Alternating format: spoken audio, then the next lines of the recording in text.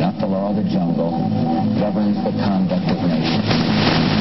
When we are successful, and we will be, we have a real chance at this new world order, an order in which a credible united before us the opportunity to forge for ourselves and for future generations a new world order of nations.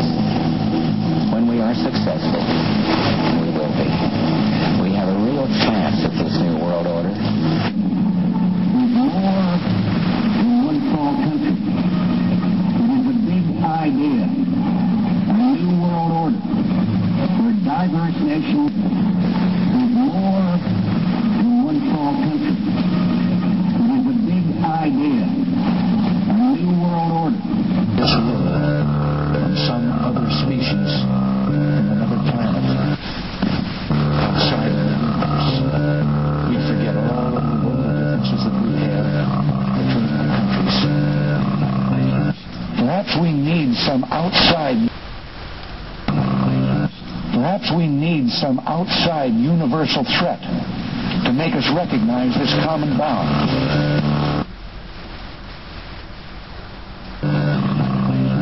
Perhaps we need some outside universal threat to make us recognize this common bond. I occasionally think how quickly our differences worldwide would vanish if we were facing an alien threat from outside this world. What is Skull and Bones, the secret society? It's so secret we can't talk about it. What does that mean for America? The conspiracy theorists are going to go on. I don't know. I haven't seen the web. Number 322. First of all, he's not the nominee. And, but I look for it. The president lose? No, I'm not going to lose. The president lose?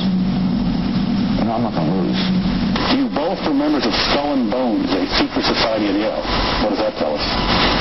Not much, because it's a secret. Is there a secret handshake? Is there a secret code? I wish there were something secret I could manifest. 322, a secret number? There are all kinds of secrets, Tim, but one thing is a secret handshake. Is there a secret code? I wish there were something secret I could manifest. 322, a secret number? There are all kinds of secrets, Tim, but one thing is not a secret. I disagree with this president's direction that is taking the country. We can do a better job, and I intend to do it. And we'll be watching these. It's not a new idea. President Bush talked about it back in 1991. It is a big idea. A new world order where diverse nations are drawn together in common cause. Now, former United States Trade Ambassador Robert Zoellick is talking about it again with renewed vigor. This time. Is it a new world order, or is it the same old scam? Why do these symbols still appear as symbols of power? We have been lied to about the construction of the pyramids. Why? One of the theories that the pyramids were built with wooden rollers up a ramp inclined to the top of the pyramid is disputed on the simple notion that no wood exists on planet Earth that could withstand the weight of a 20-ton block.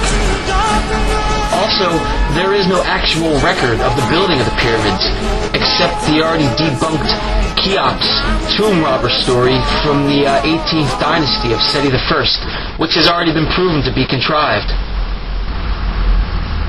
The truth is, the same symbols have been used by the ruling class to identify themselves since the beginning of our civilization in Babylon and Sumeria, and Greece and Rome. These ruling priests or politicians use the eagle, the pyramid, and the sun to identify themselves.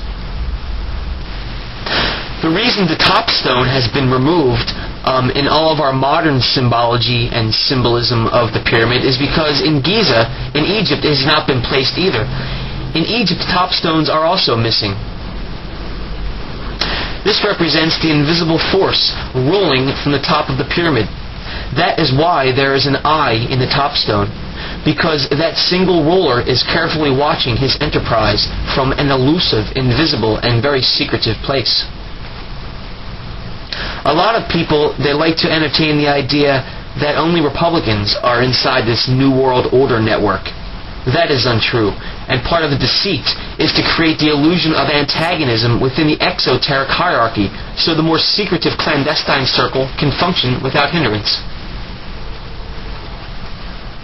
By making a careful study of the planet Earth, this network can create elaborate hoaxes to further displace their true agenda. For instance, in ancient times they would use knowledge and science to create a prophecy that the gods were angry and the sun god was going to be eaten by the moon god. So meanwhile, knowing the solar eclipse is coming, the priests would begin to recite their god's angry rhetoric mumbo-jumbo before the solar event. And once the event began, people would believe the priests and the mumbo-jumbo and give the priests sacrifices and money, believing these sacrifices would make the sun reappear. So after the sacrifices and the money and whatnot, the priests would continue the mumbo-jumbo, the sun would reappear, and everybody would be happy. And only the priests and a few careful observers of human nature knew that these tricks were being done to the mass of the people. It's just Satan telling the same lies to deceive people from the truth of who they really are. But only the priests and a few careful observers of human nature knew these tricks were being done to the mass of the people. I'm going to read a little bit out of this book, Freemasonry. It's just a general Freemasonry book. There's nothing special about this particular book. You can go to Barnes & Noble's. They're all the same. Everything has been published. I'm just going to read a little bit from this book. Pike